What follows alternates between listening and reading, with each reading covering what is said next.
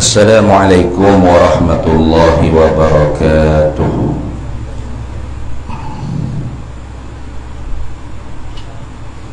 Bismillah, alhamdulillah, wasyukrulillah ala ni'matillah, wala hawla wala quwwata illa billah.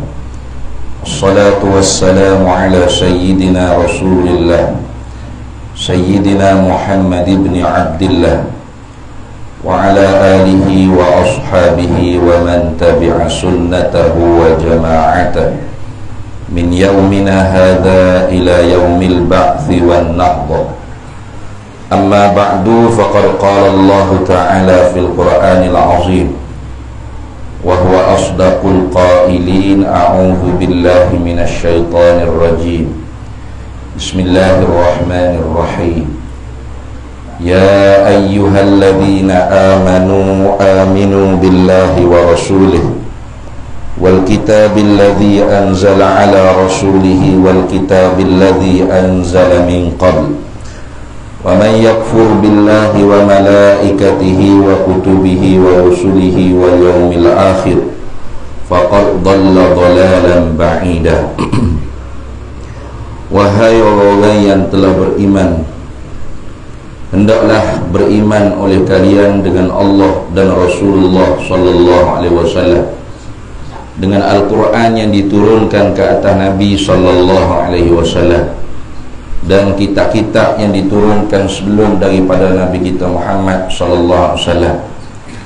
Maka barang siapa yang kufur ia dengan Allah, dengan para malaikatnya Allah, dengan segala kitab-kitabnya Allah, dan segala utusan-utusannya Allah, dan hari akhirat yang dijanjikan oleh Allah, maka sesungguhnya orang tersebut benar-benar sesat. Dia sesat sebagai sesat yang jauh daripada petunjuk Allah.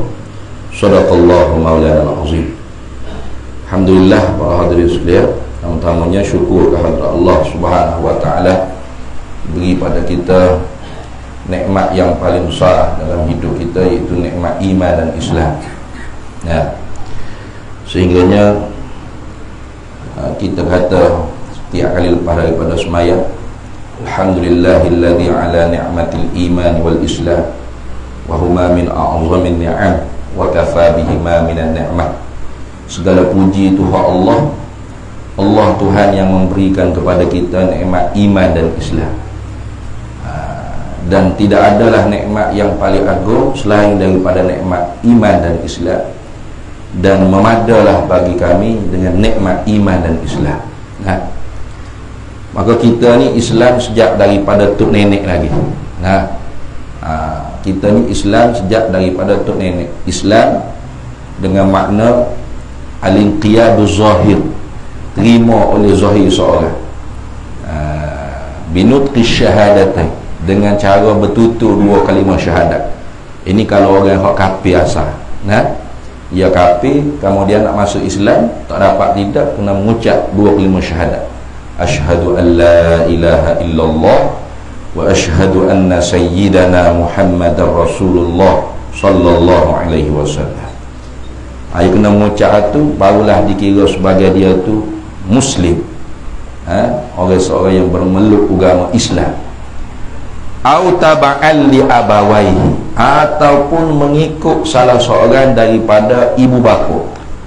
Artinya kalau bapa atau mak dia masuk Islam, maka automatik anak dia yang belum akil baligh muslim. Itu dah automatik, tak ada pakai manual dah. Tak zaimbah tengok sana. Orang jadi pecah. Ya dah. Pecah dah tadi. Okey tak? Okay. Kita kalau boleh mic masuk ilmu mulut kan. Pak hati. Tak apa. Dah pecah dah dah.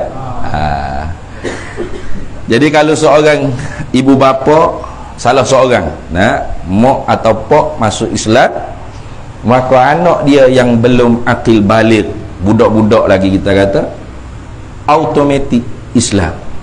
Nah, Kalau sudah akil balik, itu tak jadi automatik, dia kena ngucap sendiri. Maka kita ni tidak syak ragu-ragu lagi. Bukan salah seorang daripada ibu bapa kita Islam, sejak dituk nenek lagi Islam.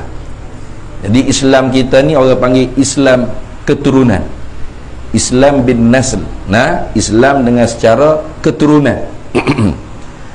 Maka itu orang panggil Islam.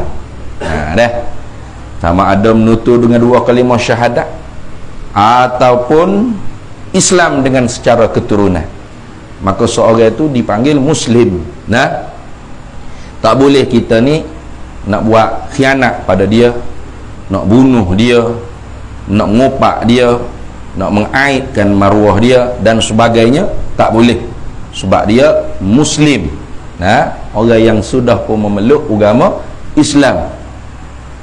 Akan tetapi satu lagi nikmat namanya iman.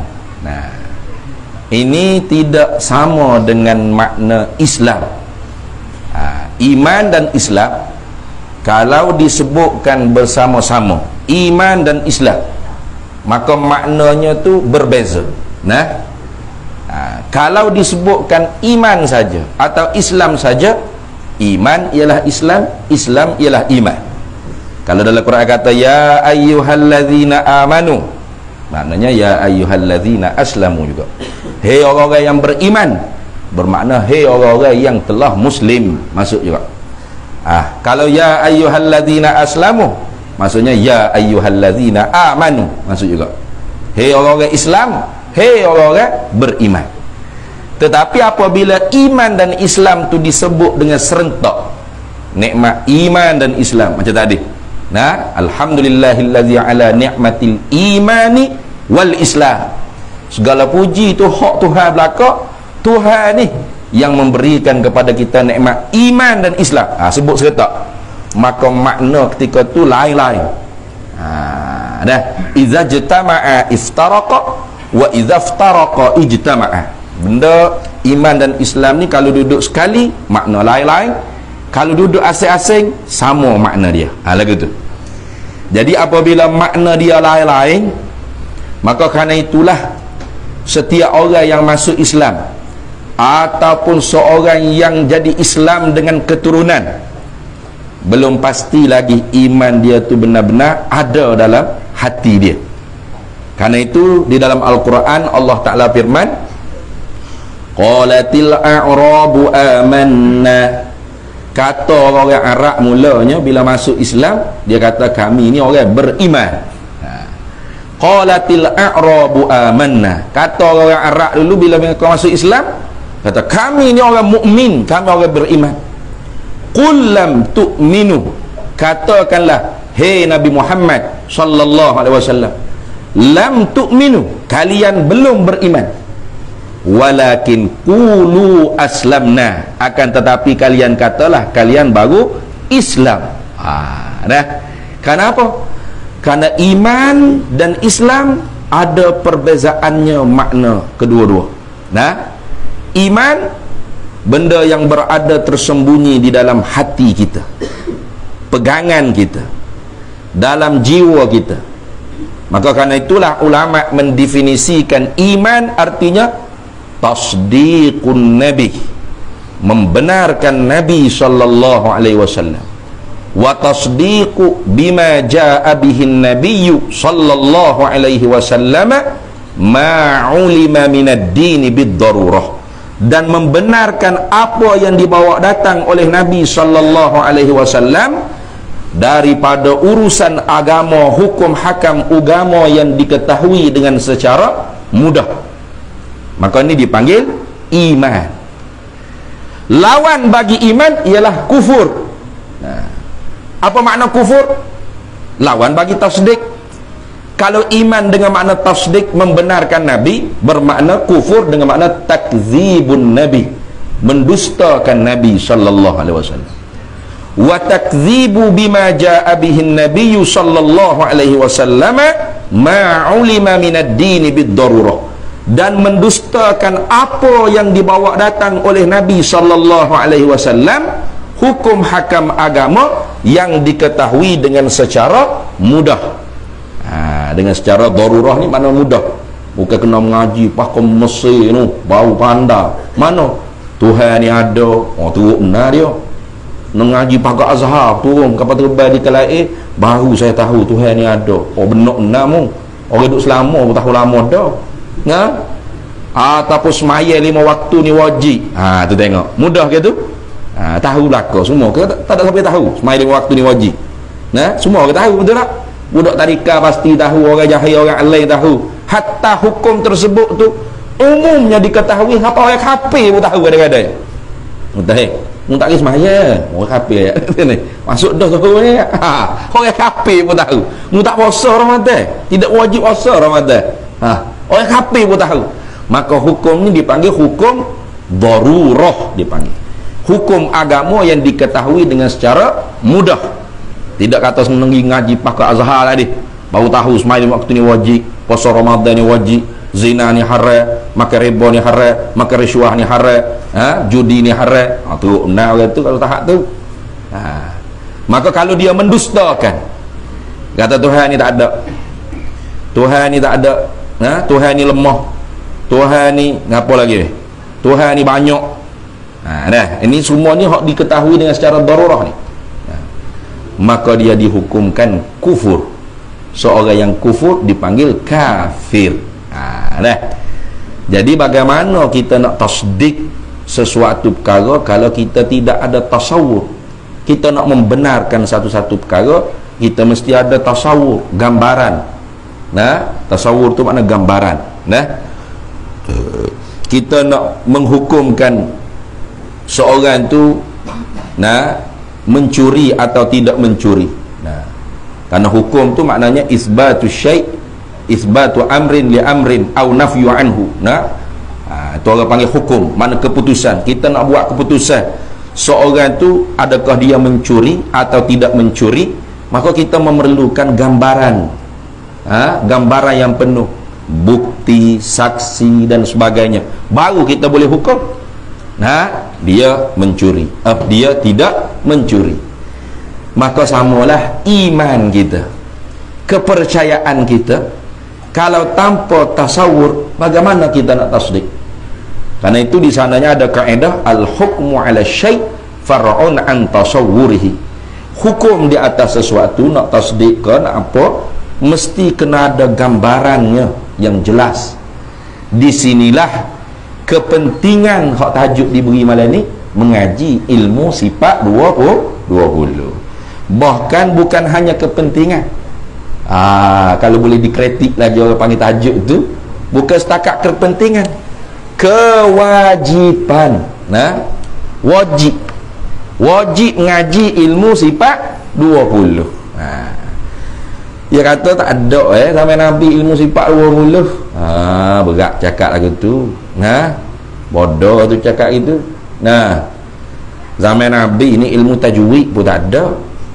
Tak ada ilmu tajwid ni. Izhar, ikhfa, idgham, iqlab, idgham ma'al gunnah, bila gunnah, tak ada orang duk ngaji kat tu.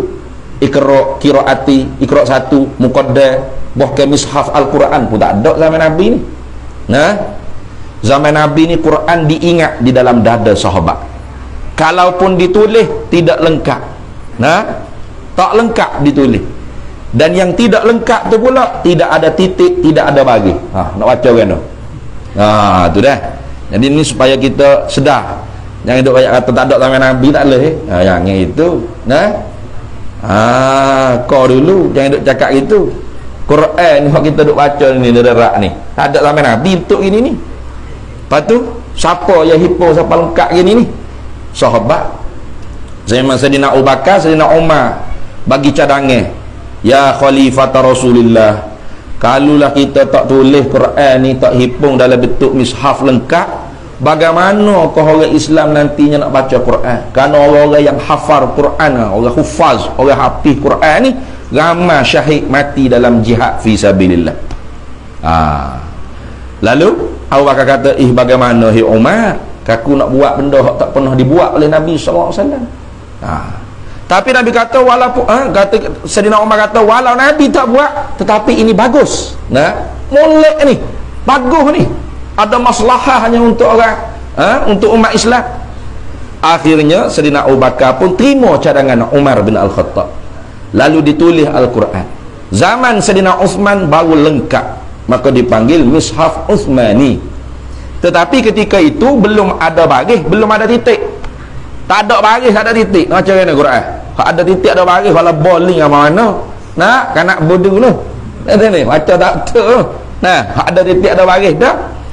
Zaman Sayyidina Uthman tu Quran dihipung lengkap, tapi ditulis lengkap pun tidak ada titik, tidak ada baris. Maka pada zaman Sayyidina Ali karramallahu wajhah, satu hari Sayyidina Ali dengar orang baca Quran salah. Dia lalu ke masjid, tiba-tiba dengar orang baca Quran, innallaha bari'um minal musyrikin wa rasulih. Salah tu. Sesungguhnya Allah Ta'ala tidak menghiraukan orang-orang kafir musyrik dan Nabi. Nabi putus tak cara apa pergi. Teruk tu. Berubah makna. Ya asal rak ni kebanyakannya kalau berubah baris, maka berubahlah makna. Hak ni lah orang zaman itu duduk ngaji di pondok. Siapa lo ni pun zaman itu sebab ambo ayatnya zaman itulah pondok ni kegemilangan dia nya. Orang lo ni hak ngaji pondok duduk tupai kegemilangan orang dulu ya. Nah, kadang-kadangnya duduk ngaji pondok pun tak ada duduk ngaji tak rak apa, duduk ngaji tak jawi itu ya. Orang zaman dulu ngaji di pondok ni nak menguasai bahasa Arab tadi, nak boleh dibaca kitab Arab yang tidak ada baris. Bila tak ada baris ni boleh tak suka hati kita, tak ke mana benda. Tapi makna dia tu berdasarkan apa yang kita baca. Salah kita baca, salah makna, salah faham, sesatlah kita. Itu pentingnya. Jadi jangan ingat kata ngaji pondok ni tak ada manfaat apa, ataupun atas nak ngaji pondok ni atas hok tolo-tolo, hok bengok-bengok, hok accident kapik lori dah. Nah, baru nak atas nak pondok teruk ni atas nak pondok ni. Hok tolo gitu, hok hacul lebu gitu baru nak atas pondok. Palu ke mana nak pikul ilmu-ilmu di pondok tu banyak. Nahwu sarah, makni bayan, badai, istiqaq, wadha, usul fiqh, qawaid fiqh, masalah hadis, ulumul hadis, usul tafsir, apa lagi? Banyak ilmu nak ngajinya di pondok. Patu atas hok bengong dulu gitu gak. Cakap dok mengajar tu guru. Dok ketuk body saja tu berapa tahun.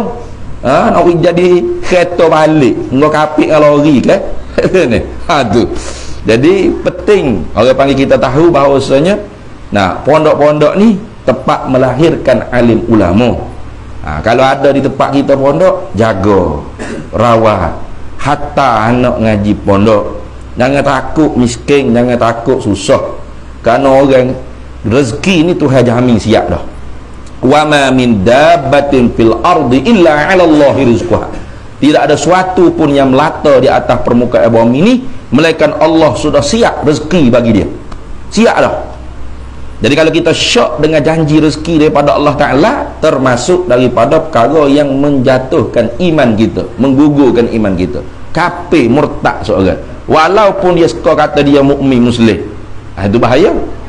Sebab tu zaman Imam Junaid Baghdadi, satu kisah, ada satu kelumpulan ni dia kaki curi kain kapal orang mati. Dah kaki curi kain kapal orang mati. Jadi tunggu orang tu orang mati mana, dia lah tukar gali kubur gapo, lepas tu bawa orang balik, dia pun tanda ini malam di sini projeknya. Ni apa, ambil kain kapal jual klik boleh fitih. Kain payah zaman dulu, bukan for kita. Zaman dulu ni kain susah. Sebab itulah Nabi larang kita ni pakai kain lebih daripada tumit, buku lali, apa, dengan tujuan khuyalak. Dia panggil khuyalak ni nyombong. Saya tengok cerita orang putih DB raja ya kalau masuk istana tu baju dia tu po permaidani tu anjay dah. Lepas tu ada orang duk usah gay tak sewi kena lerek teh ayam tak kucing apa gay. Itu dia panggil tanda kata kayanya dia. Berapa kain mudah dia, lebih banyak kain dia. Zaman lo ni kain mudah dah. Bandar banyak ni juga dah tu ni. Zaman lah ni tu lain lah. Maka sebab tu kalau pakai kain lebih pada putumik ukulali, tak ada niat khuyalak dah kita lah ni. Orang gelarangnya pun banyak mana baju. Kita dekah baju kata dekah aku baju banyak tak nak tak mana ni. Rumah aku tak ada ya. Tu zaman lah ni tu beza. Zaman dulu payah nak boleh. Kadang-kadang sahabat tu pakak dia musmaya dulu, lepas tu aku semai pula. Apa? Tak cukup kain nak tutup aurat. Jadi zaman tu kain susah nak dapat. Maka kerana tu ada orang mati kain kapal, malam tu bokar balik kubur pergi curi. Satu harinya kena ke kubur seorang muslimah yang solehah. Nah, seorang muslimah yang solehah dibongkar kubur tersebut pada malamnya. Tiba-tiba belum nak buka cetung kain kapal tu, paknya celak mata mayat tu. Nah kata, "Hei laki-laki, aku sehayat hidup tak pernah laki-laki ajnabi melihat auratku. Bagaimana setelah aku mati, mu laki-laki ajnabi nak lihat auratku?" Oh, terkejut dia. Kalau kita terkejut juga larilah tu. Nah, ya dak terkejut tu. Allah dia kata, mayat nak taat perintah Tuhan lagi. Orang mati nak taat perintah Tuhan. Aku hidup oleh nyawa ni duduk deraka dengan Tuhan, duduk curi barang orang ni. Oh, nangis dia. Naik kamu balik kubur dicari Tok Syekh Junid Baghdadi. Mengadu pada dia, "Hei Syekh, ya Sayyidi Syekh, adakah masih boleh kami nak taubat pada Allah?" Jawab oleh Syekh Junid Baghdadi, dia kata, "Kalau selagi mana nyawa mu tak sampai di ghargharah, di halqum ni, ghargharah. Yang nyawa kita ni kalau sampai di halqum dia panggil ghargharah. Bapa? Ini kita sudah nampak dah orang panggil tempat kita syurga ke neraka. Idza balagatil hulqum wa antum hina idzin tanzurun."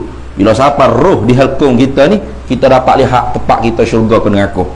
Sebab tu kadang-kadang orang tu ngunyuk muka takut. Nah, aku apa nampak lah pak yang neraka, tak ada apalah, selesai masalah.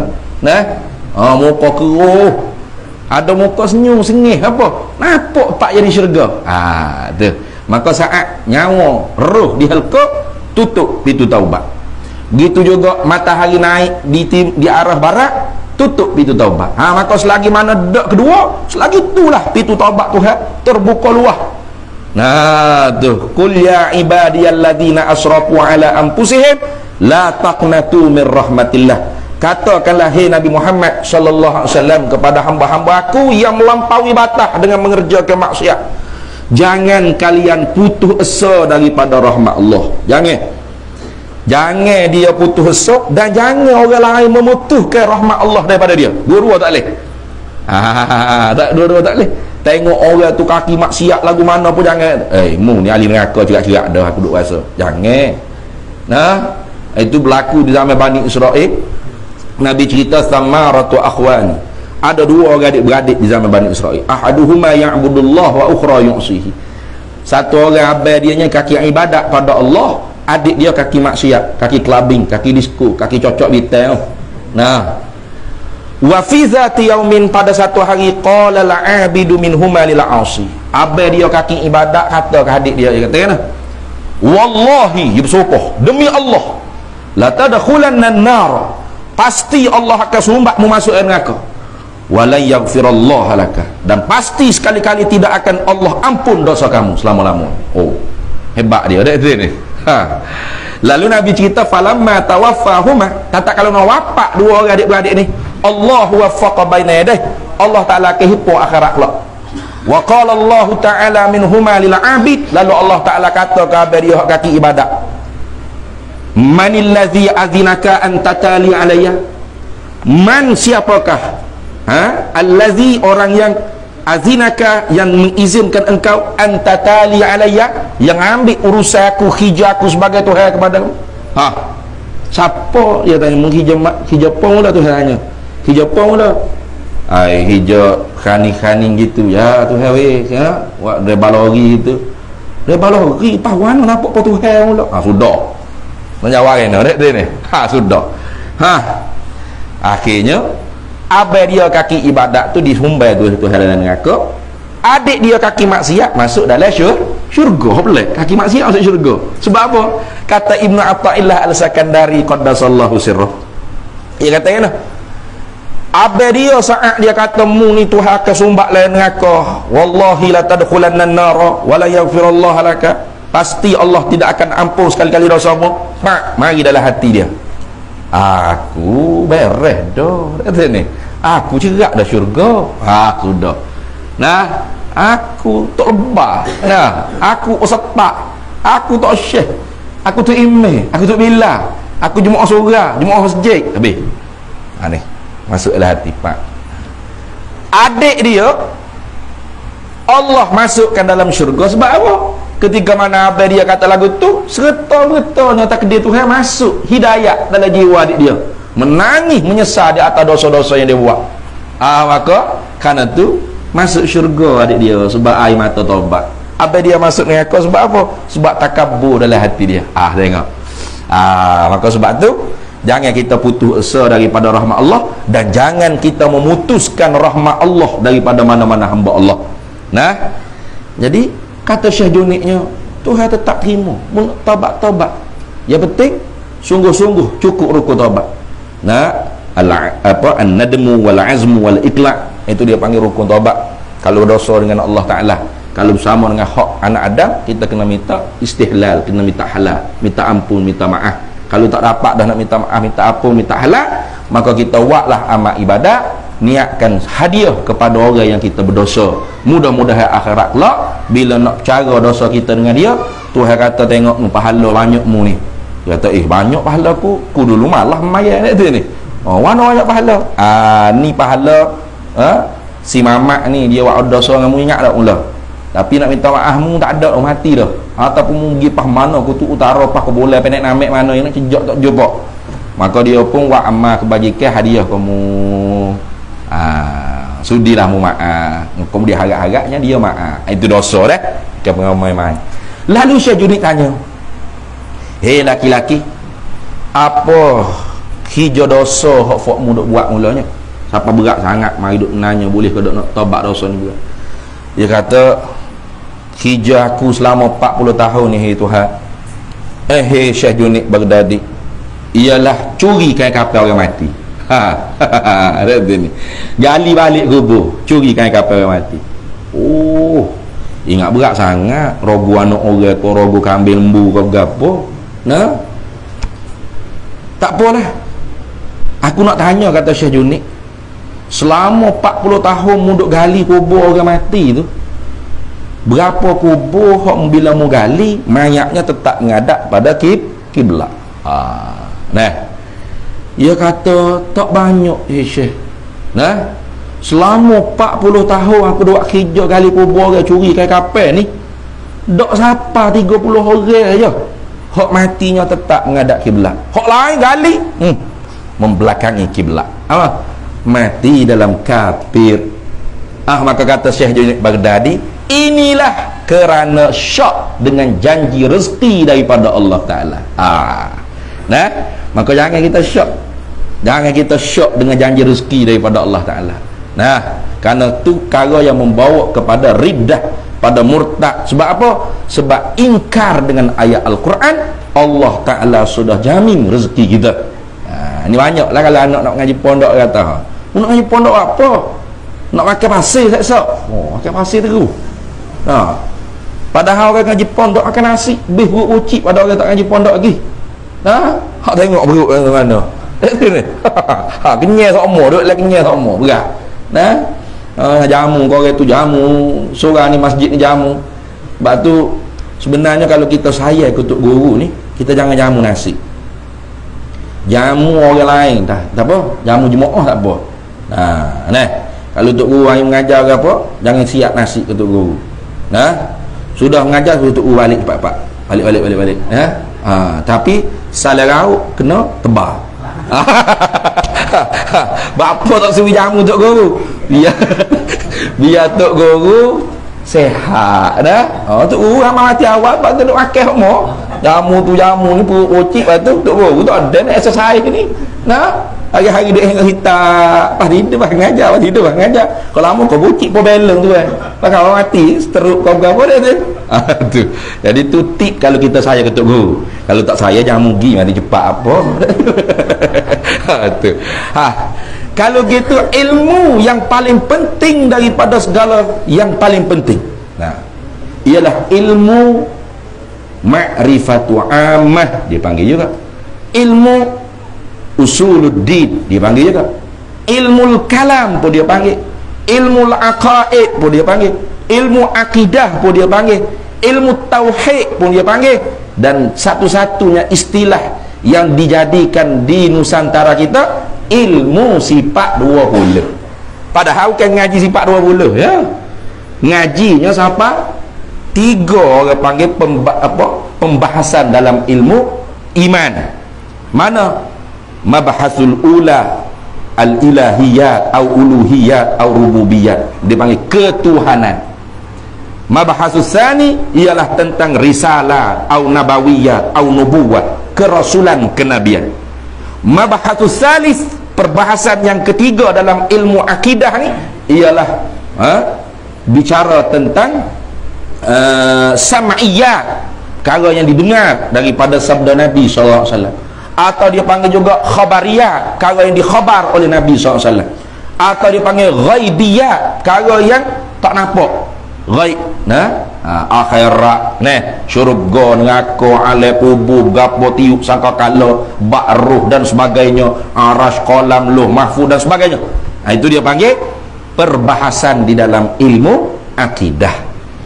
Sebab ini menjadi huraian kepada rukun iman yang disabdakan oleh Nabi SAW ketika mana Jibril tanya, apa itu iman? Nabi kata, iman beriman dengan Allah, dengan malaikatnya, dengan rasulnya, dengan kitabnya, dengan kiamatnya, dengan qada dan qadarnya. Maka hak ni memang dalam hadis tak sebut rukun iman.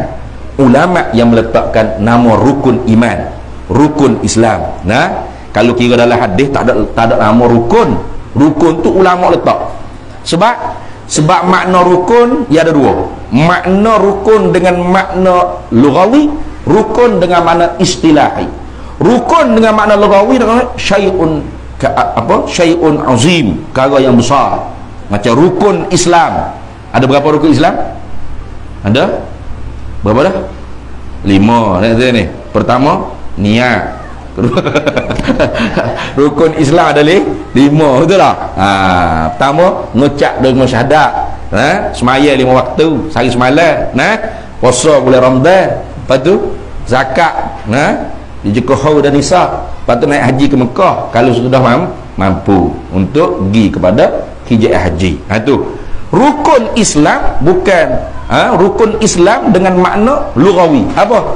Yang ni perkara-perkara yang besar dalam Islam 5. Bukan Islam tu hanya 5 ni. Kenapa? Lama sudah boleh buat haji kat turun ke lain. Alhamdulillah, sempurna Islam kita.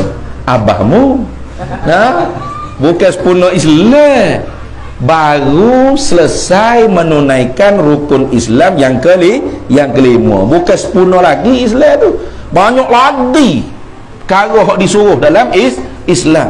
Tapi dalam banyak-banyak perkara yang disuruh dalam Islam, 5 hak besar. Itu maksud. Tak sama dengan ulama sebut rukun iman. Tak sama tu. Rukun iman dengan makna rukun istilahi. Apa rukun istilahi? Yani ma yatawaqqafu sihhatus syai'. Perkara yang nak sah sesuatu mesti kena ada dia. Kalau tak ada dia tak sah. Sebab tu rukun iman yang 6 ni mesti kena cukup ni. Sebab kalau tolak 1 kosong. Ya gitu. Ya bukan ni tolak 1 jadi 5 tak. Tolak 2 jadi 4 tak. Ya iman ni kalau tolak 1 kosong tu. Jadi itu dia panggil rukun iman. Kita duduk bila masuk sekolah tadika dulu lah. Beriman dengan Tuhan, beriman dengan malaikat, beriman dengan kitab, beriman dengan rasul, beriman dengan hari kiamat dan qada dan qadar. Hak ni pun kalau buat bancian di sekolah-sekolah menengah, ramai tak boleh jawab. Sungguh bukan gurau. Telah dibuat bancian, pelajar tingkatan 4, 5, 6 ke atas, tingkatan 3 ke atas. Bila tanya rukun iman ada berapa, atau rukun semaya lah, rukun semaya ada berapa, dia duduk tak cerita kita duduk teruk pelajar lah ni kata. Kita tanya sore-sore masuk dia buat banci kan, dia tak ditanya ramai-ramai, masuk dalam bilik tanya rukun semaya ada berapa, 13. Pertama, betul dah rukun semaya 13. Pertama, beriman dengan Allah. Rukun maya beriman dengan Allah. Kedua, beriman dengan Rasul. Ketiga, Nah, masuk waktu ikut pergi, disebut pergi. Ke-13 bersalam-salaman iman dengan makmum. Habis. Hok pada ain gini pun ramai tu. Tak lepas tu. Nah. Pak kita pun kalau ngajar ni tak berakhir ni cerita hak fardu ain. Ngaji tauhid, ngaji fiqh, ni tasawuf tak berakhir. Fak kita ni kalau bentuk penceramah nak cerita bab Dajjal akhir zaman. Nah, tu ni bau iyo ni. Bau sedap. Tuan-tuan, tengok duit shilling kita ni. Ada lambai ni. Ni Dajjal sudah ada dah ni. Tu minat buat kita deh. Bab Dajjal minat lalu. Lebih banyak kena Dajjal pada kena Tuhan. Tu bergerak tu. Nah. Padahal tiga ilmu ni berkalah. Tidak orang panggil untuk akhirat pun. Kalau dia dengan Dajjal, ni berkala ilmu dengan Dajjal. Itu. Tu. Ni bila saja pun tak lepas. Ataupun lepaslah. Lepas bila beriman dengan Tuhan, dengan malaikat, dengan rasul, dengan kitab. Maka setakat bila lagu tu saja belum lengkap, sempurna. Belum sempurna walau sudah lengkap. Gitu dah. Belum sempurna walau sudah lengkap. Lengkap dah. Mana dia mukmin dah. Tapi belum sempurna, belum kamil. Maka sebab tu dalam ayat yang saya baca di awal-awal tadi, Allah Ta'ala firman dalam Quran, ya ayyuhalladzina amanu, hei orang-orang yang telah beriman, telah tasdik dah, telah percaya dah, telah benar dah. Nah, beriman dah, tapi Tuhan kata mana? Aminu billahi wa rasulih. Beriman pula olehmu dengan Allah dan Rasul. Kan belak tu. Beriman tu suruh beriman pula. Tak usah belak ni. Kipas buka dah, lampu buka dah. Lepas tu orang suruh pergi buka pula. Puk mana? Dah. Termasuk seorang tengok kipas buka dah, lampu buka dah. Tiba-tiba ada pocik misal jetak. Kening helai. Misal jetak kening helai. Woi, buka kipas apa? Sudah. Kata buka dah ni makcik. Lampu nyala dah, kipas mutar dah. Tak ada apa dah ni, buka dah. Banyak soal. Aku suruh buka aku hebat okay? Sudah kita pun jadi takut pergi kat pelak tu kan, kita pun kita nyeh pula. Buka dah tu pelak dia. On dah tu. Kita pun kita nyeh pula dah tu. Kerja apa memang itu? Kita kerja bodoh lagi. Kerja tahsilul hasil. Menghasil benda yang telah hasil dah. Tu kerja bodoh tu. Adakah Tuhan suruh kita buat kerja bodoh? Adakah Tuhan suruh kita beriman dah ni beriman pula? Beriman po, duk ngaji po.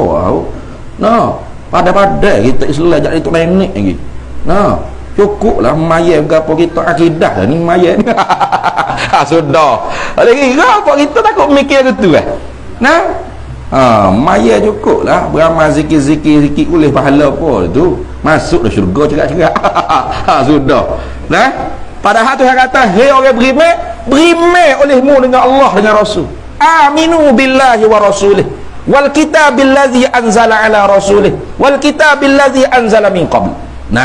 Beriman pula olehmu dengan Allah dengan Rasulullah sallallahu alaihi wasallam, dengan Al-Quran diturunkan ke atas Nabi sallallahu alaihi wasallam, dengan kitab-kitab yang sebelum daripada Al-Quran. Apa suruh beriman pula?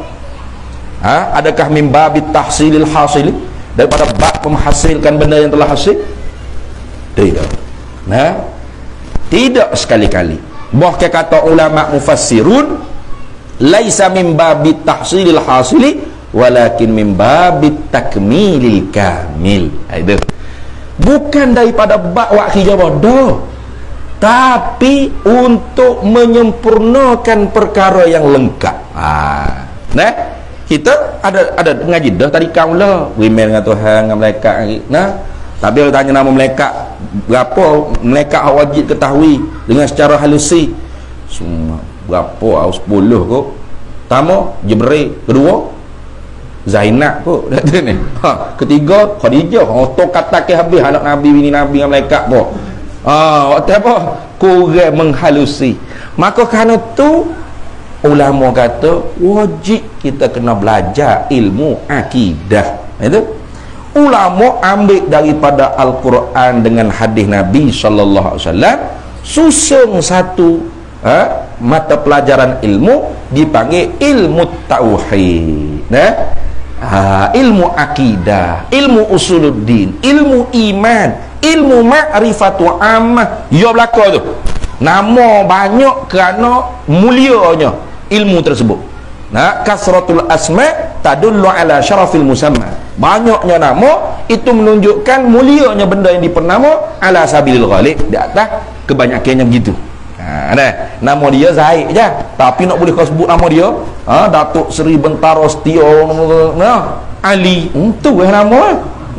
Tapi banyak weh. Bapa mulia ya. Ada. Dan jangan balah lah. Atau kita nak suruh Ustaz Hurai kepentingan ngaji sifat 20, mana duk ngaji ilmu tauhid pula ni. Lain ni. Oleh kira apa kita ada. Kata awak ngaji apa di masjid surau awak? Kita ngaji ilmu akidah. Wow. Akidah hebat oh. Kita surau awak. Surau kita ilmu tauhid. Awak hebat lagi tauhid. Nak juga ngaji. Padahal tu lah tu. Kau sama ya. Sama 50% kalau orang Kelantan pun sama. Orang KL Lumpur sebut 50%. Lepas tu duk balah dah tu. Hak tu lah benda yang sama. Benda yang sama. Cumanya di Arab tak bunyilah orang sebut ilmu sifat 20. Kalau di negeri Arab tu, di Al-Azhar Syarif, di Qarawiyud, semuanya mengaji ilmu sifat 20. Tapi namanya ilmu usuluddin, ilmu akidah, ilmu tauhid, ilmu ma'rifatu ammah. Sifat 20 ni bahasa kita Melayu. Tak kira orang Arab tak sebut bahasa Melayu. Tapi isinya sama saja. Sampai sekarang pun di Al-Azhar Asy-Syarif, silibus pengajian ilmu tauhid ialah manhaj sifat 20. Manhaj al-Asy'ariyah wal Maturidiyah. Tapi jangan pula kita kata jangan sebut sifat 20 ni Asy'ariyah, sebut Maturidiyah jelah. Ada orang tag gambar dalam Facebook. Allah benda lagu tu pun nak buat. Dia kata apa duk ayat sifat 20 ni mazhab Asy'ariyah. Mazhab Asy'ariyah ni sifat 13 ayat. Tak payahlah gitu. Sebut sifat 20 tu jadi alamun ghalabah dari panggil. Nama yang dibenangkan di atas ilmu tersebut. Bapa tak sebut sifat 13? Iyalah. Sebab sifat 20 tu lebih masyhur berbanding sifat 13. Walaupun Asy'ariyah satu mazhab daripada ahli sunnah menyebutkan sifat 13, tetapi 7 lagi sifat maknawiyah kaunuhu qadiran muridan aliman tu tidak mereka ingkar secara i'tiqad, cuma tidak bilang dengan secara tafsir, tidak bilang dengan secara satu persatu. Baik. Bapa penting sangat kita mengaji ilmu akidah ni, ilmu tauhid ni. Banyak perkara hak sangat penting kita nak menghadapi ujian pancaraba ataupun bala, bencana, tsunami akidah. Kalau tanpa pengajian ilmu akidah, alamatnya kita akan terjerumus dalam akidah-akidah yang menyeleweng daripada akidah ahli sunnah wal jamaah. Contoh dah ni di kota Damansara ada satu hamba Allah yang mengadu pada saya. Dia kata saya menyesal lah Ustaz, saya ni nak cari Tuhan ni. Nak cari Tuhan. Dia banyak orang lagu tu.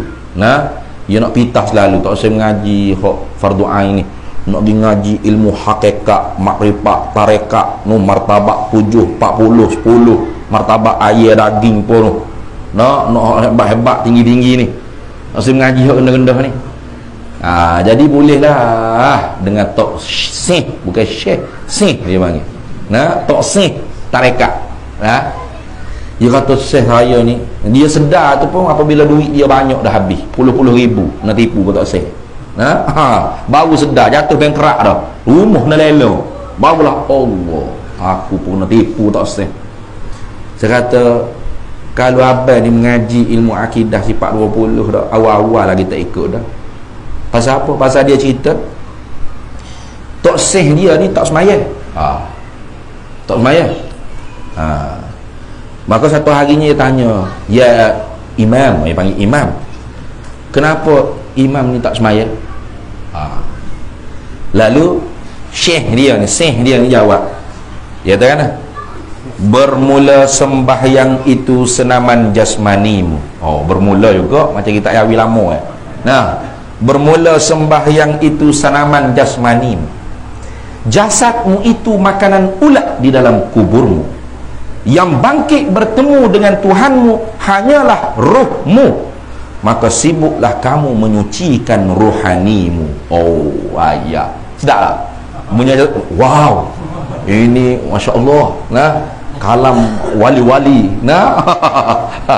Padahal kalau yang ngaji ilmu akidah, cakap itu melambangkan akidah kafir. Mana? Dia kata yang bangkit bertemu dengan Tuhanmu hanyalah ruhmu, jasadmu makanan ulat di dalam kuburmu. Kafir orang yang ikut gitu. Kalau ngaji dalam ilmu sifat 20, pasti akan berjumpa dengan perbahasan alim ulama, iaitu ulama sifat 20 mengkafirkan puak falsafah.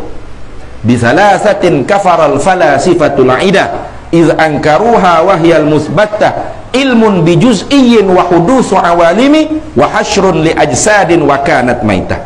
Dengan sebab 3 perkara, ulama sifat 20 mengkafirkan puak falsafah. Ingat baik ni. Sebabnya ada orang kata ngaji sifat 20 ni ngaji falsafah. Ada orang cakap gitu. Orang cakap gitu tu orang bengong tu. Sebab apa bengong? Sebab kita puasa bengong. Apa? Ngaji sifat 20 ngaji falsafah. Ulama sifat 20 mengkafirkan falsafah. Lepas tu maknanya ulama sifat 20 kafir diri sendiri ke mana? Ke bodoh lagu tu. Ulama sifat 20 lah yang mengkafirkan falsafah. Sebab apa? Sebab 3 perkara. Iz ankaruha wahyal musbattah, kerana mereka ingkar 3 perkara ni. Padahal perkara yang 3 ni sabit dengan dilalah qat'iyah. Mana pertama? Ilmun bijuz'iyyin, ilmu Allah dengan secara detail. Orang falsafah kata Allah mengetahui dengan secara purata umum gitu ya. Detail-detail tu saya tak tahulah. Payah juga tu. Macam rambut kita ni. Rambut ni tu saya tahu tak? Tahu. Berapa helaikah rambut yang ada di atas kepala kita? Falsafah kata tu saya tak tahu tu. Banyak sangat pening kepala tu saya nak mikir, nak kira-kira berapa dah ni. Kafir lah ya? Kafir. Sedangkan ilmu Allah Ta'ala tidak terdahulu jahil. Allah Maha mengetahui itu bila lagi? Tanjizi qadim, lulu sedia kala. Belum ada makhluk ni Tuhan tahu dah. Berapa butir pasir, berapa ekor makhluk dia, berapa Tuhan tahu habis. Tanpa terdahulu jahil, dengan tidak perlu usaha bila, dan tahu dengan secara umum dan secara detail, secara kulli dan juz'i. Satu, kafir falsafah. Wa hudusu awalimi, baharu alam ini. Kata falsafah, alam ini qadim. Alam ini Tuhan tak menjadi. Alam ini sama tua dengan Tuhan. Tuhan ada, alam ni ada, automatik. Ataupun kalau Tuhan tu ada, tak ada Tuhan selain pada Allah, tabiatnya alam ni ada. Kafir dah? Kafir. 2. Yang kedua, wa hasyrun li ajsadin wa kanat maitah, dihimpun manusia akhirat kelak dengan jasadnya, bi ajsadin, dengan jasad, wa kanat maitah, padahal sebelumnya kita manusia ni jadi bangkai mayat di dalam kubur. Bila ditiup sangkakala yang kedua, maka kita bakit balik. Hak mana mati di Selangor, kau di mana-mana tempat pun bakit balik pada kubur masing-masing. Bakit dengan roh? Tak, dengan jasad sekali. Bukan roh saja dah. Tengok. Ni dalam pengajian ilmu sifat 20 semua jelas dah. Jadi saya kata kalau abang mengaji ilmu sifat 20 ni lama dah, abang boleh jet tak tekuk, tak sih tu. Lama dah boleh jet. Yang bangkit bertemu dengan Tuhanmu hanyalah ruhmu. Maka sibuklah kamu. Jet lalu tak sih apa ni. Padu ain tak lepas. Kayak gitu. Tapi oleh kerana tak ngaji, tak ngaji, nak kau cari Tuhan dengan tak ngaji itu berat. Ada banyak itu. Kat orang kita ni berakhir lagu tu. Dia shortcut. Dia berakhir jalan shortcut. Ngaji ni memang penat. Memang penat. Tak ada ngaji ni tak penat. Sebab tu Nabi kata innamal ilmu bitta'al ta'allumi. Hanya saja ilmu tu didapatkan dengan belajar. Ta'allum bina takalluf. Nah, mana berat? Balik orang hak mengajar pun berat, balik orang hak mengaji pun berat. Nah, tu dah. Balik orang mengajar pun berat. Bukan senang nak orang mengajar. Nah, kalau tok upeng dengan duit kat lagi. Itu ni. Tok upeng, mari ustaz. Ni. Kalau tak ada upeng pun senyap, tak lagi. Berat tu ni. Dia ya tak? Sungguh. Yang melainkan kalau hak ngaji pondok tu ada hak tu hak ikhlas. Sebab tu lah tanya ustaz, kalau ustaz ngajar hak tepat ikhlas kali mana? Pondok itu. Pondok itu tak kira cah duit ni. Nemo orang ngaji. Berat. Orang ngaji pun berat, orang ngajar berat, orang ngaji pun berat. Nah, termasuk dah hisyuk ni sudah tak berhenti lagi. Asyik sejuk lah ni. Besok tak tahu nak duduk ke mana. Kematu dah pun beraku ni. Rasa sedap lugar nak pergi cucu hokok lu kan. Duduk berat itu tak. Berat tak? Berat. Tak ada mengaji tak berat. Kapal nyengguk. Tidur. Kata ni. Bukan benda yang ngedok. Sebab tu hak pagi tadi di pondok, Bapa Yusri tadi kan kita baca hadis yang kata, ala adullukum ala a'malil abtal, munak dak kalau aku tunjuk kamu apa amalan pahlawan, amalan bang apa hulu balang, amalan pendekar. Kita bunyi pendekar mak kilau lalu dah lah. Tak sini. Ni mesti selak ke apa ni. Dak Nabi kata apa? Ta'allumul ilma, ta'allum bil ilmi, iaitu mengaji ilmu. Fa innal ilma nurul mu'min fid dunya wal akhirah. Karena mengaji ilmu tu ialah cahaya untuk orang mukmin dunia dan akhirat. Tu pahlawan. Pengobrol berat. Hak lain kan. Nah, subhanallah baca Quran. Tapi ngaji berat. Cuba tengok bulan Ramadan. Ramai mana hak berahi tadarus Quran? Ramai. Jom kita tadarus Al-Quran. Ini bulan Ramadan. Jangan malu. Saya pun bodoh macam awak juga. Awak wala bowling, saya kan nak bodoh lebih kurang yang kita ni. Pakak baca lah hak salah alhamdulillah dah ni. Baca sama-sama bodoh ya. Tapi kalau ada yang umur, mari kita ngaji Quran dengan tok guru. Pakak lari habis. Kau takut. Baca sikit tak kena, baca sikit tak kena. Malah aku ngaji ni. Berat tak ngaji? Berat ngaji ni berat. Berat mana tak berat mana? Amalan yang paling berat ialah ngaji. Bukan senang tak? Susah. Kena ada jid wali jitihad. Kena ada bersisi lengan bercawak kotak. Tapi bukan suruh bercawak ya. Omong bercawak sungguh berat. Mana kinayah daripada bersungguh-sungguh. Itu. Tapi demo tak sih. Banyaklah kita jumpa kat demo ni berahi orang panggil pitah selalu. Ada seorang hamba Allah tu mari pondok hamba yang mari muka pondok kita nama Raudhah Sufiyah Sunniyah Salafiyah, pondok Rumi Sufi jauh. Berapa kali Sufi tu? 2 kali Sufi tu. Jadi seorang hamba Allah tu mari dengan serba besar. Sagi pada serba hamba ni besar, batu piah kajar kajar. Kalau jatuh cicak aku belah 2 kat ngocak mati. Mari kata, ustaz bawa tarekat gapo ni di pondok. Ini bukan pondok tarekat ni, ini pondok pak ngaji. Jadi tak ada tasawuf ya. Tasawuf ngaji, tarekat tu dak lah kata. Kita bukan tak syekh tarekat. Ngaji tasawuf, kita Minhajul Abidin ke. Ngaji tak tasawuf, tapi tarekat ni tak ada lah. Tarekat kita ngaji, tarekat kita ngaji. Dia kata saya tarekat ya. Tarekat apa katanya? Saya tarekat Qadariyah ustaz. Astagfirullah. Tarekat Qadariyah. Kata-kata gini haji, kalau tarekat Qadariyah sesat haji ni. Qadariyah, Jabariyah ni sesat. Kata, mana boleh sesat ustaz? Ini tarekat Sultan Aulia Syekh Abdul Qadir Jailani. Kata gini tu haji weh, kalau Syekh Abdul Qadir Jailani tu tarekat Qadiriyah. Kalau Qadariyah no, Qadariyah Jabariyah no. Fuk Mu'tazilah sesat tu. Ya ke? Saya tak tahu ya.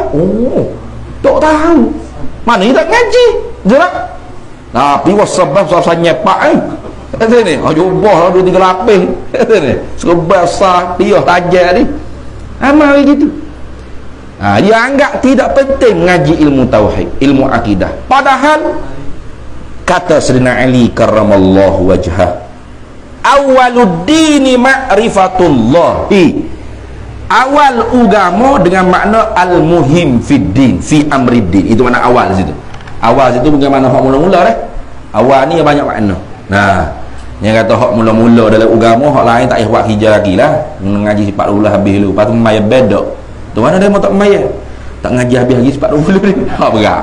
Nah, tu salah faham tu, baca terjemah saja. Nah, ya makna sebenar awwaluddin artinya al-muhim fi amriddin, yang terpenting di dalam urusan agama. Semaya penting, puasa penting, zakat penting, haji penting, sedekah penting, tutup aurat penting, semua hak lain penting, kerja hak Tuhan suruh, semua penting. Tapi semua sekali itu kalau nak dibanding dengan hak ni, dia penting sekali. Sebab apa?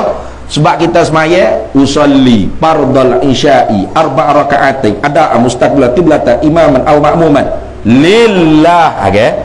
Kita sedekah lillah, nawaitu samawati lillah. Nah, semua kerana Allah. Sudah. Tiba-tiba Allah hak kita kata kerana dia tu kita tak lupa pun. La tasihhul ibadatu illa ba'da ma'rifatil ma'budi wa ba'da ma'rifatil ahkamil fiqhi.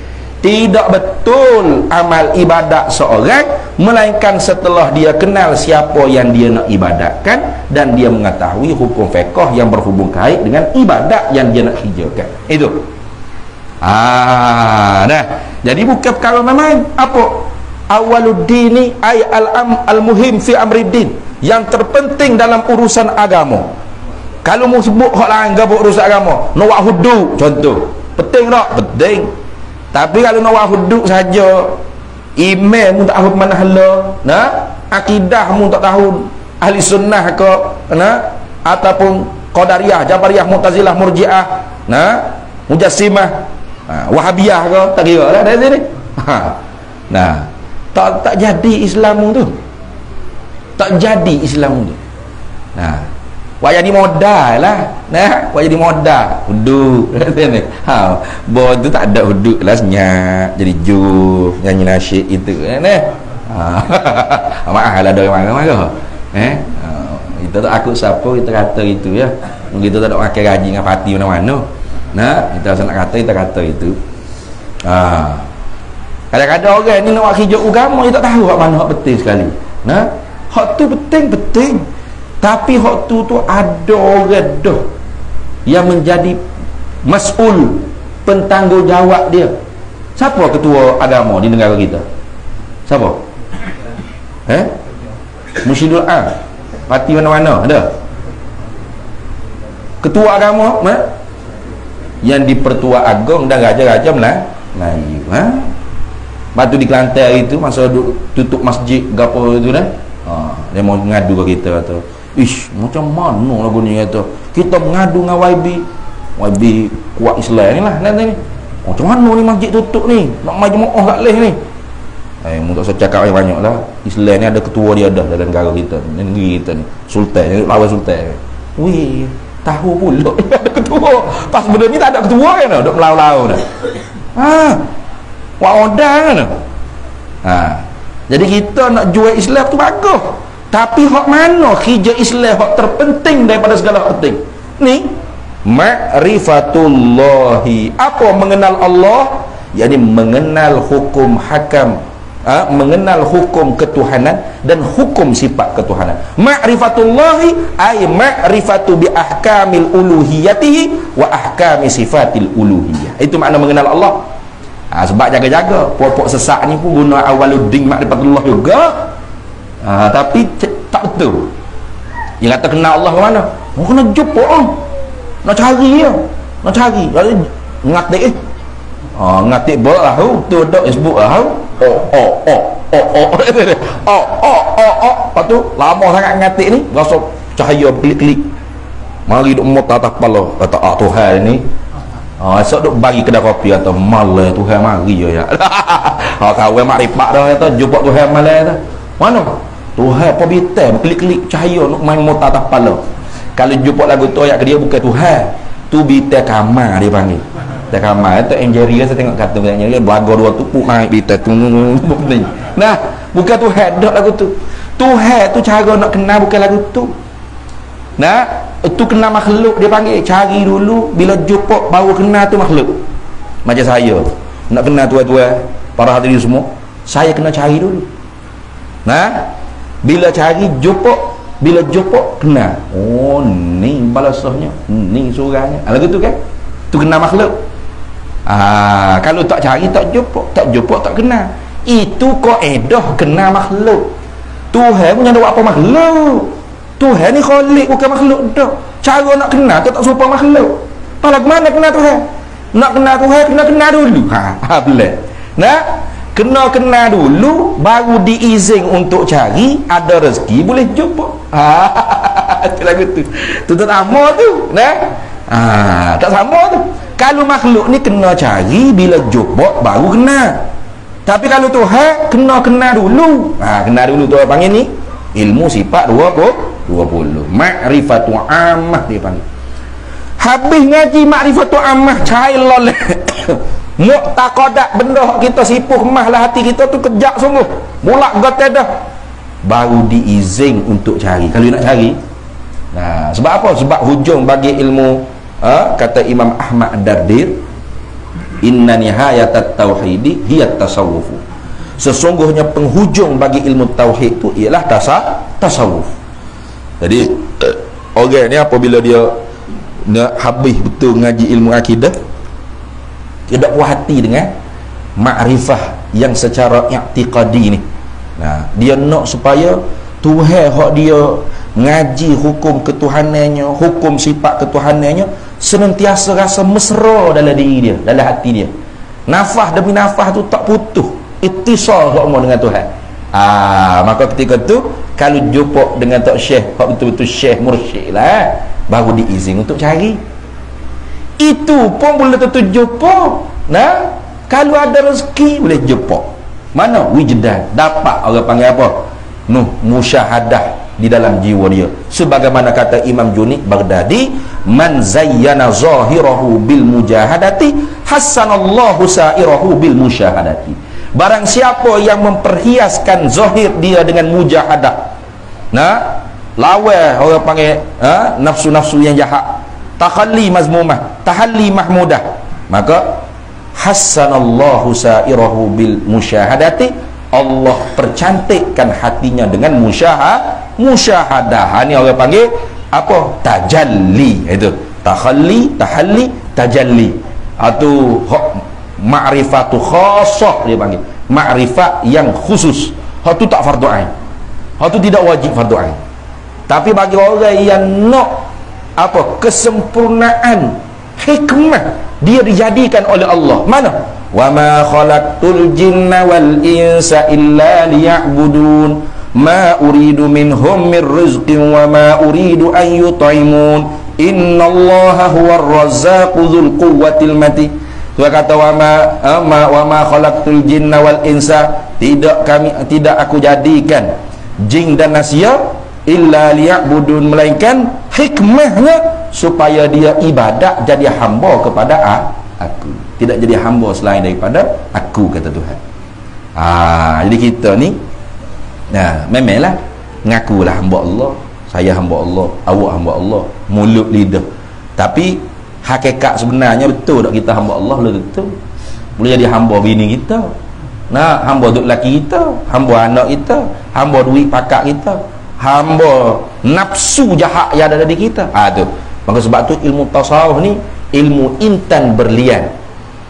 Kata Imam Abi Madian, lahir pada kurun ke-7, almarhum tok guru saya, Tuan Guru Haji Abdul Hamid bin Haji Saleh qaddasallahu sirrahu, selalu duk sebut hal ni dalam rangka supaya kita beringat-ingat di akhir zaman ni banyak pendakwa-pendakwa tok syekh, tok wali, tarekat yang mampu membawa orang tu jadi wali, kenal Tuhan, wusulu ilallah. Dikatakan Imam Abi Madian, fa'lam, dia kata, anna tariqat hadzal qaul darisatun, hendak ketahuilah olehmu akan bahawasanya jalanan ini kaum, yakni kaum sufi ni, orang sufi, orang tasawuf ni, pada kurun ke-7 tu hancur lebur. Hancur lebur ni maknanya payah nak jumpa intan berlian. Kalau hak ada tu batu kotor hok disalup supaya intan berlian, batu bukit selori berapa bagus, nah baru 100-200 gitu baru. Nah tapi kalau intan berlian sebutir kecil halus ni, ui mahal lah. Jadi bukan senang. Sebab tu kalau jumpa betul sungguh intan berlian, wasbir nafsaka ma'al ladzina yad'una rabbahum bil ghadati wal 'ashyi yuriduna wajha. Wasbir, hendak sabarlah olehmu. Wasbir nafsaka, hendak sabarlah akan diri kamu, ma'al ladzina yad'una rabbahum bil ghadati wal 'ashyi yuriduna wajha, berserta dengan orang yang menyeru kepada Allah pagi petang siang malam kerana nak zat Allah. Aduh, bukan senang.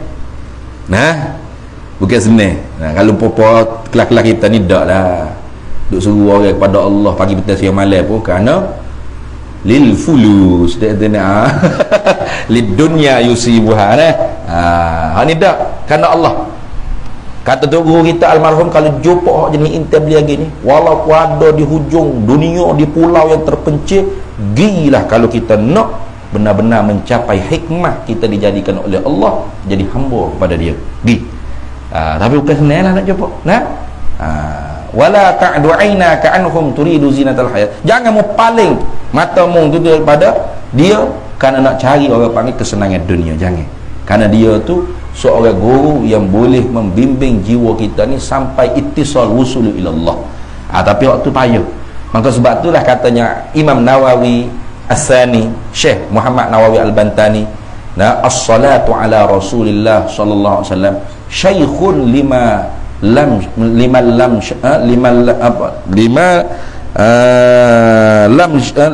yakun syaikhulah.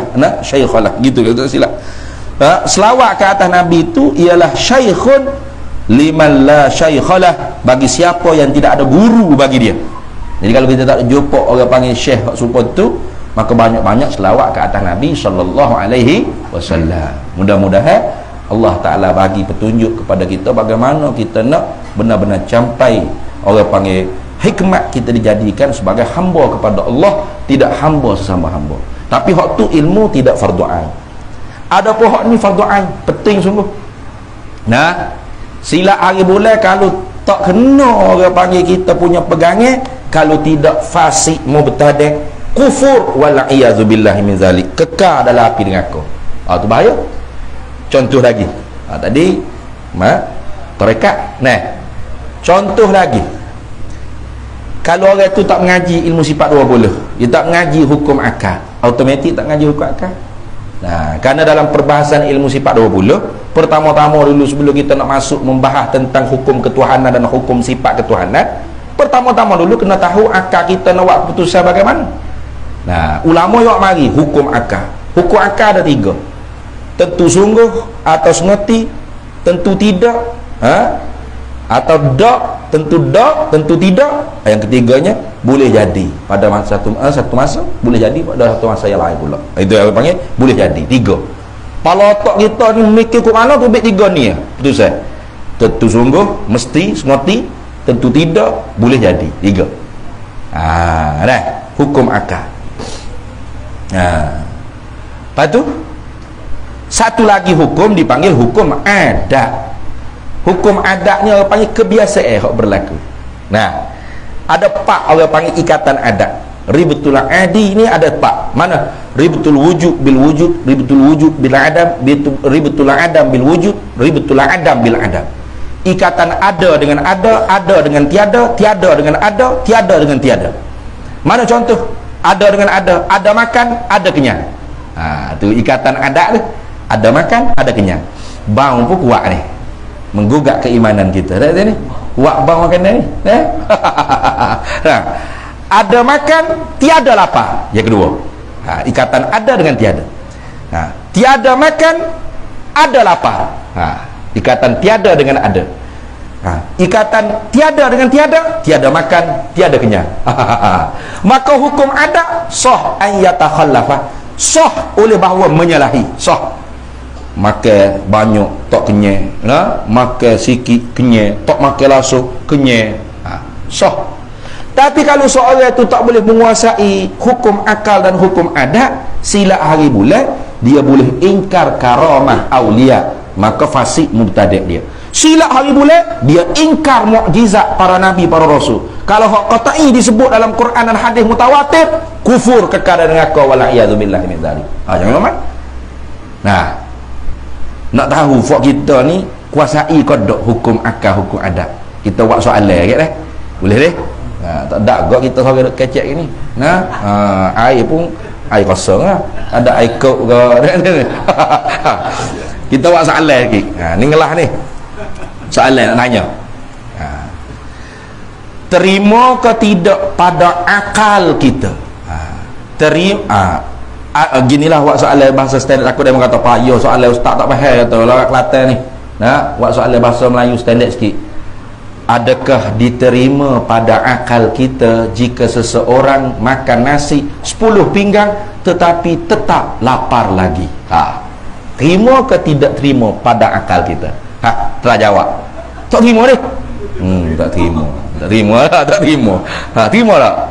Tak terima tak? Tu dia. Terima tak? Tak terima. Tak apa. Jawab gitu tak apa. Kena berani jawab ni. Kamu duduk senyap. Takut orang tak boleh ke? Kalau duduk orang tu dengan ilmu dia tu ni. Baik, jawab apa yang dijawab oleh surau apa ni? Surah Luqman. Nama harap ada? Nama harap ada? Oh, surah istiqamah. Oh, kena istiqamah tu. Lama kali ni mari hak agama. Waktu nanti semula pula kita tak ada okey. Dak istiqamah gini kena. Baik, soalan hak pertama tadi, jemaah surah al-istiqamah, Luqman jawab tak terima pada akal makan nasi 10 pinggang lapar lagi. Mesti kenyang betul tak? Mesti kenyang. Tu kayak gitu. Baik, soalan yang kedua nak tanya, kenapa tak terima pada akal? Kenapa tak terima pada akal? Sebab apa tak terima pada akal? Sebab sudah takut dah nak jawab tu. Sebab banyak sangat nasi 10 pinggang. Sebab apa? Sebab jawab tak apa. Bugi sebab apa bang? Sebab banyak sangat. Banyak sangat. Jadi sebabnya banyak sangat. Sebab tu tak terima dah. Lapar lagi mesti kenyang dah kan. Sebab apa kalau banyak sangat tu mesti kenyang? Sebab soalan ketiga. Sebab apa banyak sangat tu mesti kenyang? Sebab penuh pinggang. Sebab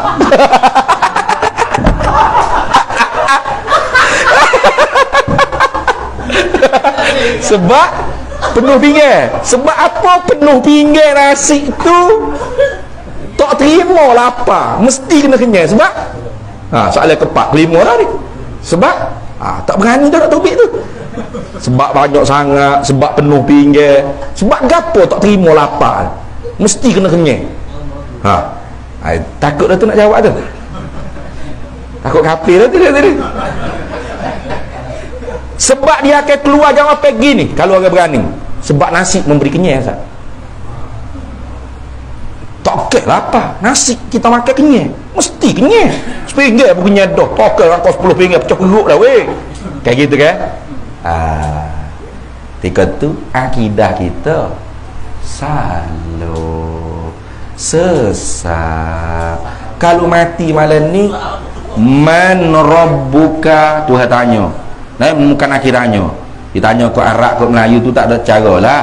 Yang mau ayat semua ngaji bahasa Arab, sebab dalam kubur dia mau tanya man rabbuka bahasa Arab, tak erti kan, tak boleh jawab ngangong-ngangong. Dah. Tak qat'i tu. Tanya soalan dalam bahasa Arab kau. Ada satu riwayat kata ditanya soalan dalam kubur ni mengikut bahasa masing-masing. Orang Islam bahasa Islam lagu mana? Tanya dalam kubur, siapa Tuhan kamu? Nak jawab Allah Tuhanku, Rabbi Allah, Allahu Rabbi, tak boleh. Sebab apa? Sebab kita iktikad nasi we kenyang. Dalil yang mana kita iktikad nasi we kenyang? Dah tadi kata 10 pinggan mesti kenyang, banyak sangat, penuh pinggan lah. Tukar lapar lagi. Sebab apa? Sebab penuh pinggir. Sebab apa? Sebab banyak sangat. Sebab apa banyak sangat penuh pinggir tu tak boleh lapar? Nak jawab tak boleh ni. Sebab nasi boleh kenyang. Lah kali jawab kena gitu. Nasi boleh kenyang. Tak jawab tu. Allah Rabbi Allah. Ni kata bukan kepentingan ngaji sifat 20. Wajib kena mengaji sifat 20 ni. Wajib. Sebenar jawapan hak betul lagu mana? Sebenar jawab betul undur balik soalan pertama. Adakah terima pada akal seorang makan nasi 10 pinggir tetap lapar? Jawabnya terima. Terima harus boleh jadi. Tu hukum akal yang ketiga dia. Harus apa? Boleh jadi. Sebab apa boleh jadi? Makan nasi 10 pinggir, penuh pinggir banyak, lapar lagi, tak kenyang-kenyang. Sebab yang memberi kenyang huwallah fa'ilul mukhtar. Wal fi'lu fit ta'thiri laisa illa lil wahidil qahhar jalla wa ala. Perbuatan memberi kesan pada manfaat dan mudarat, pada kenyang, pada lapar, pada sehat, pada sakit, pada hidup, pada mati, pada mulia, pada hina, pada rezeki banyak atau rezeki kurang, pada kaya, pada miskin, tak kira.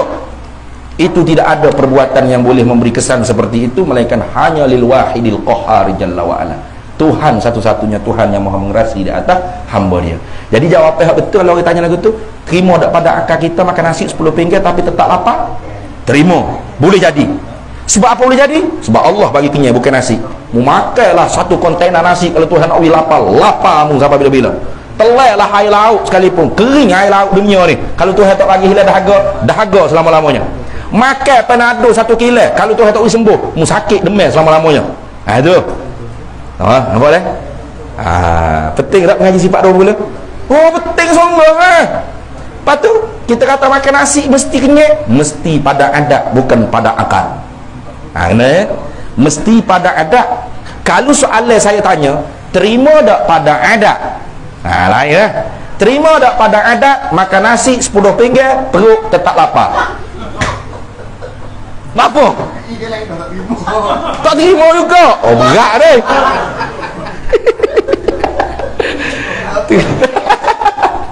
Terima tak pada adat makan nasi 10 pinggir perut tetap lapar? Jawabnya tak terima. Sebab apa tak terima? Sebab adat kebiasaan makan nasi sepinggir pun kenyang dah, tetapi hukum adat sah menyalahi. Sah menyalahi. Sebab apa? Sebab pada akal harus. Hukum adat ialah harus pada akal. Itu. Sebab tu Abu Jahal mula. Abu Jahal kenal Abu Jahal? Abu bapak, Jahal bodoh, bapak bodoh. Bila Nabi SAW balik Isra Mi'raj dia tengok, wana Muhammad dengar molek ada cerita baru ada cerita baru. Cerita apa? Cerita sikit. Rasulullah cerita kemalan aku dibawa jalan pergi ke Palestin, Masjidil Aqsa, naik ke langit, jumpa dengan Tuhan, dapat musyahadah mukalamah Allah Ta'ala di langit, turun balik ke Baitul Maqdis, naik balik ke Masjidil Haram semalam. Siapa ada ni? Sungguh sungguh. Kalau benda hak mu cerita ke aku ni, aku panggil orang ramai mu cerita boleh tak? Jangan tukar jangan tukar channel ni. Cerita lagu ni juga boleh? Gini juga kena ayat. Maka ramai mana hak bodoh Abu Jahal. Muhammad gila majnun, padahal dia hak majnun. Abu Jahal ngadak Abu Bakar, Abdullah bin Abi Quhafah Abu Bakrin, tahu segu kacikmu Muhammad mau duk bagi cerita mengarut ni. Allah kata inni la usaddiquhu bima huwa ab'adu min zalika. Aku membenar, aku beriman, aku percaya, aku terima apa hak Nabi Muhammad bawa cerita, lebih pada ni aku percaya lagi. Sebab apa? Sebab akal Abu Bakar cerdas. Pada adat daripada Mekah ke Palestin zaman Nabi ni, perjalanan pada adatnya naik kuda. Dan kuda tak ada jet, tak ada pesawat lagi. Naik kuda daripada Mekah ke Palestin. Perjalanan pergi balik, tak berhenti di RNR mana-mana ni. Sebulan pergi, sebulan balik. Sebulan pergi, sebulan balik. Pas Nabi ni bukan pergi sebulan, bukan seminggu, bukan sehari, bukan sejam. Lepas tu ulama kata bekas Nabi tidur, tempat Nabi tinggal tadi tubuh Nabi haba panah tu belum hilang lagi, Nabi siapa dah? Gimana? Pada akal harus, sebab yang menggerak, yang mendiam, yang menjadi Allah.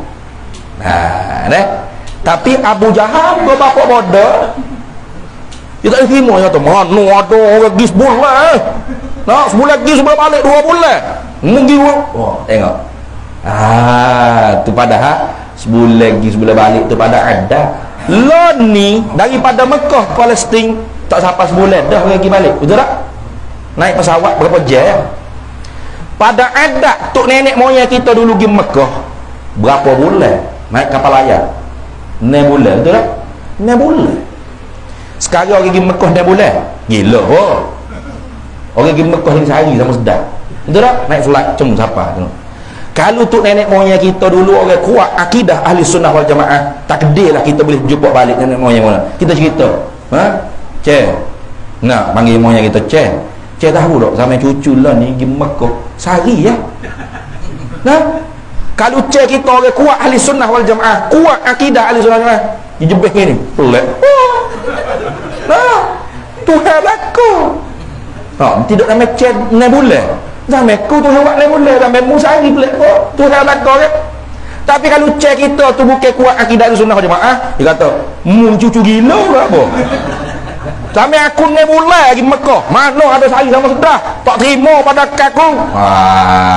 Cek kita moyang kita tu bukan orang akidah ahli sunnah wal jamaah. Apa? Sebab dia duk bangun dulu hukum akal dengan hukum adat. Tu penting lagi hukum akal hukum adat. Kita baca hadis ni, baca hadis namanya hadis panjang. Bila Dajjal ni mengaku diri dia Tuhan, barulah timbul fitnatul Dajjal. Buta mata kanan dia, putus telinga kiri dia, tertulis kafir di dahi dia, boleh dibaca oleh orang yang pandai membaca dan tidak pandai membaca. Faham dia? Separuh bumi ni murtad tak ikut Dajjal. Lalu Dajjal pergi sekat matahari, dia jadi kemarau. Makanan semulut tak boleh makan, mereka kena mengaku Dajjal tu Tuhan. Sahabat tanya, ayyut ta'am yajri zalika bizaman ya Rasulullah sallallahu alaihi wasallam. Apa makanan, apakah makanan Allah Taala buat untuk orang mukmin pada zaman tersebut ya Rasulullah?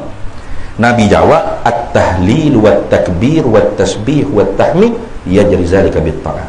Makanan yang mengenyangkan untuk orang yang tidak ikut Dajjal, untuk orang mukmin, untuk orang yang benar-benar tidak percaya dengan Dajjal, yang menjaga keimanan dia, Allah bagi makanannya ialah tahlil.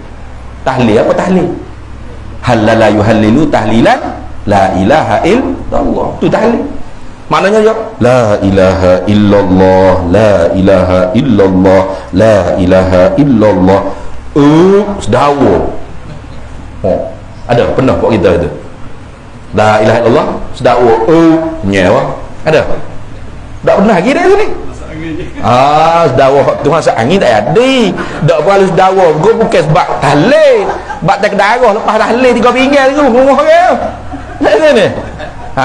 Kalau orang tu tak mengaji hukum akal, hukum adat dalam pengajian ilmu sifat 20, dia baca hadis lagu dia kata kita ni karuk Doraemon apa mana ada ni. Tapi ya. Tapi pada akal harus, pada adat memang tak ada lah ni. Kita duk ngatik zikir sedawa itu terang tak ada wak jamu makan malam ni, tak ada duk mari ya kok kita ramai hari ni. Kita ada jamu makan ni, kita mari ya sedap gak boleh makan. Tak ada orang duk kenyang dengan zikir gitulah ni. Tapi akhir zaman nanti Allah jadikan zikir makanan mengenyangkan. Harus tak pada akal? Harus. Walau mustahil pada ada. Ingat baik. Kalau tak mengaji sifat 20 kan, boleh jadilah ke? Maka ketika tu kalau ditanya man rabbuka, tak boleh jawab Allahu Rabbi, sebab hak tu jawab bukan dengan hafal, bukan duk mengapa man rabbuka Allahu Rabbi wa man nabiyuka Muhammadun Nabi. Ngapa mana tak semayang lah ni. Ngapa hak ni beres. Bukan tu dah. Ia jawab tu dengan pertolongan Allah. Pertolongan Allah tu turun bila kita ngaji ilmu agama Allah. Intan surullah yansurkum wa yuthabbit aqdamakum. Mutulung agama Allah, Allah Ta'ala tolong. Tolong agama Allah ni bukan nopik mau tahbib cahlekau ke tolong agama Allah, tolong ngaji, tolong beramal, tolong mujahadah atas diri kita, anak bini kita. Karena Tuhan firman, ya ayyuhalladzina amanu qu anfusakum wa ahlikum naro. Hei orang beriman, hendak jaga olehmu akan diri kamu dan anak bini keluarga kamu daripada kena bakaran api neraka. Orang tanya Abdullah bin Abbas radhiyallahu taala anhu, lagu mana ni nak jaga daripada kena bakaran api neraka? Nah, lalu dijawab oleh Abdullah bin Abbas, faqihuhum fid-din. Beri faham mereka itu dengan agama, bukan suruh semangat agama. Kayak kita ni kadang-kadang semangat agama. Dia pakai 24 jam atau apa-apa. 24 jam rapi. Nak mandi sungai rapi lagi. Kayak tu ni. Angguk nak taruh pergi pakai ke? Nah, itu semangat agama. Dia tak faham agama. Bukan tu. Faqihuhum fid-din. Beri faham agama. Mana faham agama mana? Ngaji. Nah, dah. Maka 3 rukun agama, iman, Islam dan ihsan. Maka ilmu yang mewakili untuk kita memahami rukun agama, iman, Islam dan ihsan, ilmu tauhid, ilmu fiqh dan ilmu tasawuf. Daripada 3 ilmu ni, ilmu tauhid paling penting sekali. Nah, sebab tu kata Abu Said Muhammad bin Alawi Al-Maliki Al-Hasani, seorang tokoh ulama di Mekah Al-Mukarramah, kalau sehari kita mengaji ilmu fiqh 10 buah kitab. Sehari ngaji 10 buah kitab fiqh, maka ilmu sifat 20, ilmu akidah, ilmu tauhid, kita kena mengaji 15 buah kitab. Itu dah. Jadi kalau 15 buah kita mengaji ilmu tauhid, maka ilmu tasawuf kena 20 buah kitab. Bapak hak tu nak bersih jiwa kita, jadi hamba yang benar-benar hamba kepada Allah Ta'ala. Tinggi lagi martabat ilmu tasawuf. Tapi tasawuf tak jadi tasawuf kalau iman kita tak sah. Itu dah. Maka jangan kita peduli orang yang mencaci maki ilmu kalam, kerana dia tak ada habuan untuk dapat faham ilmu akidah ahli sunnah wal jamaah. Abal kalamu unasun la khalaqalakum. Nah, dalam syair disebut abal kalamu unasun la khalaqalahum. Nah, wa ma alaihi idza abuhu min dararin ma darra syamsud duha fil ufuqi tali'atun alla yara daw'aha man laysa za basari. Nah, dia kata tak usah duk ambil kira orang yang duk caci maki ilmu kalam. Manusia tu tidak ada manfaat, tak ada faedah, tak ada apa-apa kegunaan pun. Manusia tak guna mana, sampah masyarakat. Nah, sebab apa? Sebab dia tu buta mata. Bila buta mata, tidak menjadi mudarat apabila matahari terbit. Bagi orang yang tidak ada penglihatan mata, dia nafi. Nah, orang buta kata siari dah ni, matahari naik menegak, mana ada gelap lemak ni. Nah, ada ni, cerah dah ni, tak ada dia buta. Jadi mudarat dah, jadi matahari tergelar sungguh dah. Nah, begitulah ilmu sifat 20. Walaupun ada fuak-fuak hak bengang kata tak usah ngaji lah, ni ilmu falsafah lah, ilmu tung sampah lah, itu semua nak menjauhkan kita daripada akidah ahli sunnah wal jamaah. Nah, jangan peduli, tak usah cara itu. Sebab kita tahu dah malam ni betapa pentingnya dalam perbahasan ilmu akidah tentang pegangan kita. Nah, mudah-mudahan insya-Allah lah satu masa nanti ada Gus Fuad kita ni mengajar ilmu sifat 20 pada surau ni nah. Dia buat link dah, Ustaz Azwar pun ada. Nah, fofok kita di surau ni pakak-pakak ngaji, pakak-pakak menadah, pakak-pakak menutup faham. Kerana hak ni bekalan kita ilmu fardu ain. Fardu ain ni bukan kita kata mau ngaji awal suruh anak ngaji. Abang boleh juga. Dah. Juga gitu, dia macam semain syok lah ni kan. Kita tak boleh pah kau kan. Mau tulis main syok dah. Nah, boleh juga aku. Tak boleh gitu. Fardu ain ni wajib atas tiap-tiap batas tekok kita sendiri. Sama. Nah, ilmu ni tiap-tiap seorang kena mengaji. Jadi aku rasa cukup setakat tu. Mudah-mudahan apa yang kita dapat pada malam ni bermanfaat untuk kita semua, dan apa yang buruk, yang kurang itu ialah daripada kelemahan diri saya sendiri. Mudah-mudahan kita semua diberikan orang panggil nikmat istiqamah oleh Allah SWT di atas agama yang mustaqim, jalanan Nabi yang benar, yang betul dan lurus, iaitu jalanan Islam ahli sunnah wal jamaah. Jadi itu saja daripada saya, wallahu a'lam. Wa ilmuhu atam yu'til hikmata man yasha' wa man yu'tal hikmata faqad utiya khairan katsira wa ma yadhakkaru illa ulul albab. Bismillahirrahmanirrahim. Allahumma inna nas'aluka min khairi ajilihi wa ajilihi ma 'alimtu minhu wa ma lam na'lam, wa nas'aluka al-jannata wa ma yuqarribu ilayha min qawlin wa 'amalin wa niyyatin wa i'tiqad, wa na'udzu bika minan nar wa ma yuqarribu ilayha min qawlin wa 'amalin wa niyyatin wa i'tiqad, wa nas'aluka min khairi ma salaka 'abduka rasulika nabiyyuka Muhammadun sallallahu alaihi wasallam.